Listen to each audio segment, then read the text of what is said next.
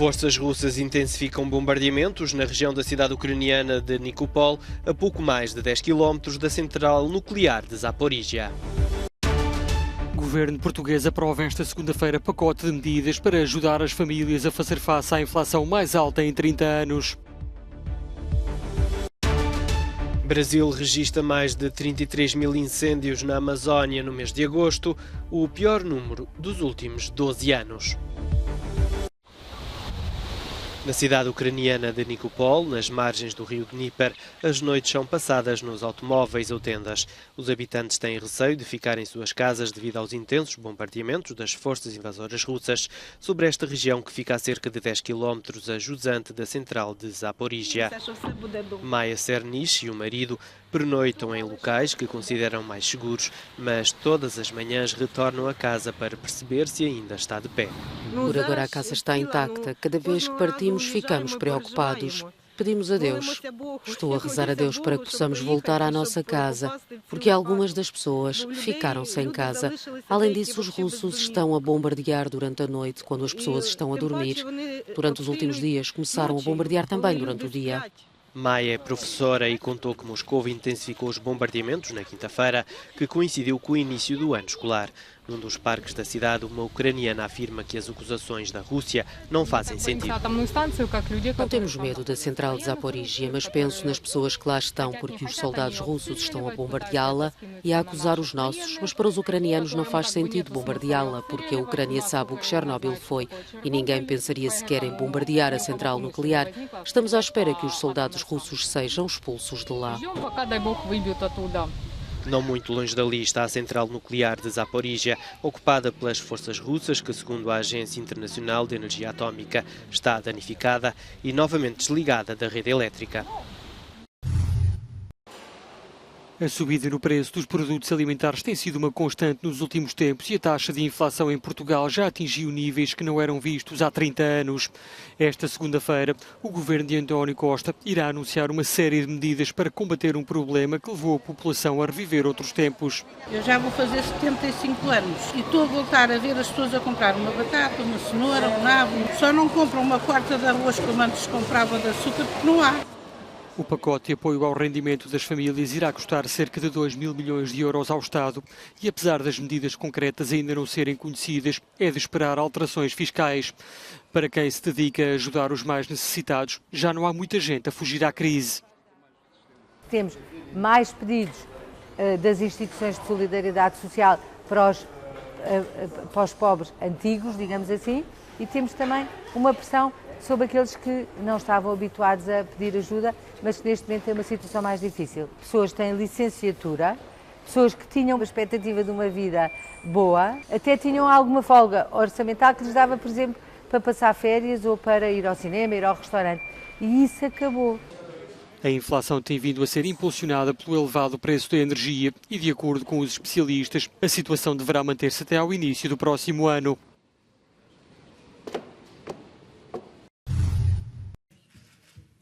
O governo alemão apresentou um novo pacote de ajuda às famílias e empresas no valor de 65 mil milhões de euros perante o aumento do custo de vida e da energia. A medida foi anunciada pelo chanceler Olaf Scholz numa conferência de imprensa onde apareceu ao lado dos líderes dos partidos da coligação que integram o executivo. Scholz anunciou também que pretende reduzir a fatura energética dos consumidores. Para isso, pretende impor um travão no preço da energia consumida pelas famílias, com o objetivo de garantir o acesso a uma quantidade básica de energia a uma tarifa mais baixa. Para que isso seja possível, o governo alemão pretende usar os lucros excepcionais das empresas energéticas. Vamos utilizar os milhares de milhões que angariamos no processo para aliviar o fardo dos cidadãos com um travão no preço da eletricidade, que ajudará os cidadãos a ter preços mais baixos. O novo pacote de ajudas inclui medidas como um limite de receitas no mercado da eletricidade para aqueles que não têm de pagar preços de gás elevados. Isso afeta principalmente os produtores de energia renovável, como as centrais eólicas, solares e hidroelétricas. O governo vai atribuir, de uma vez, um cheque energia cujo valor será de 300 euros para os reformados e de 200 euros para os estudantes. Está previsto um reforço de subsídios para famílias com dependentes e uma reforma dos apoios à habitação. Scholz anunciou ainda que vai ser criado um sucessor do bilhete de 9 euros anunciado em junho e que permite viagens ilimitadas nos transportes públicos locais e regionais. O navio Ocean Viking da ONG SOS Mediterrânea chegou ao porto de Taranto, no sul da Itália, com quase 500 migrantes a bordo. Os migrantes foram resgatados em 10 operações de salvamento durante a última semana. Entre eles estavam 60 menores desacompanhados. Aproximadamente 210 pessoas vêm do Bangladesh, 120 do Egito e os outros são originários de países como Eritreia, Tunísia, Paquistão, Somália, Etiópia, Palestina ou Nigéria. Entretanto, quase 1000 migrantes atravessaram o Canal da Mancha para o Reino Unido no sábado, de acordo com dados oficiais divulgados pelo Ministério da Defesa do país, que afirmou ainda que foram detectadas 20 embarcações transportando 960 migrantes. Já passaram mais de 4 meses desde que a Ministra do Interior britânica, Priti Patel, revelou os planos para enviar migrantes para o Ruanda numa tentativa de travar as travessias do Canal da Mancha. Mas até agora nenhum migrante foi enviado. Os incêndios na região do Kostanay, no norte do Cazaquistão, já provocaram pelo menos 1 morto e 10 feridos. De acordo com os meios de comunicação locais, a vítima mortal trata-se de um idoso que se recusou a abandonar a sua casa, mesmo após as ordens de evacuação das localidades em perigo, que afetaram perto de 2000 pessoas. As chamas já destruíram 43 mil hectares de vegetação e mais de uma centena de casas. O presidente do Cazaquistão, Kassym-Jomart Tokayev, já visitou a região e deu ordens para a reconstrução dos edifícios destruídos.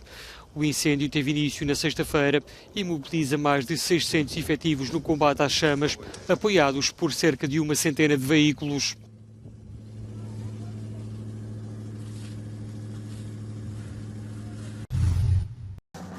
Ativistas da esquerda israelita reuniram-se no exterior de um centro de recrutamento militar.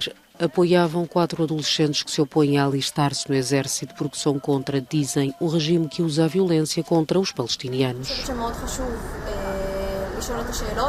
Penso que é importante fazer perguntas e conhecer a história palestiniana e não apenas a história sionista. Só assim se pode decidir o que se quer.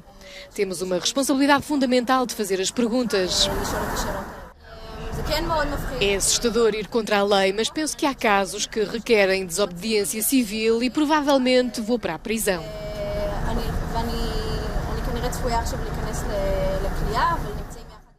Não tenho medo de ir para a prisão. Desde o momento em que decidi não me alistar, tenho estado em lutas e discussões sobre se o que estou a fazer é legítimo e correto ou se sou um antissemita que odeia Israel. A pequena manifestação começou pacífica, mas acabou com pequenas escaramuças com a polícia e com um ativista da extrema-direita.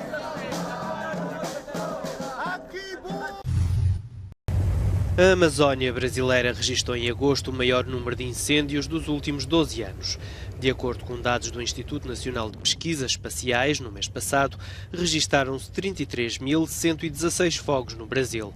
O número de fontes de calor medido pelos satélites daquele órgão, ligado ao governo brasileiro, foi 16,7% superior ao medido no mesmo período do ano passado e é cerca de 25,9% superior à média registada pelo Instituto desde 1998.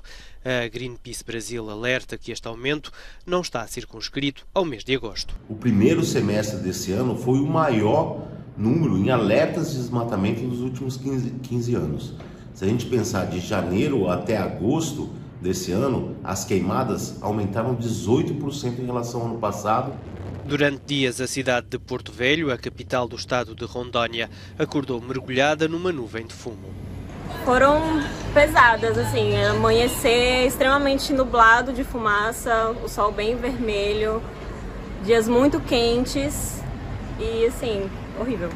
Os ambientalistas atribuem a devastação ao presidente Jair Bolsonaro, que desde que assumiu o poder, em 2019, flexibilizou a exploração da floresta da Amazónia, assim como o fim da demarcação de novas reservas indígenas.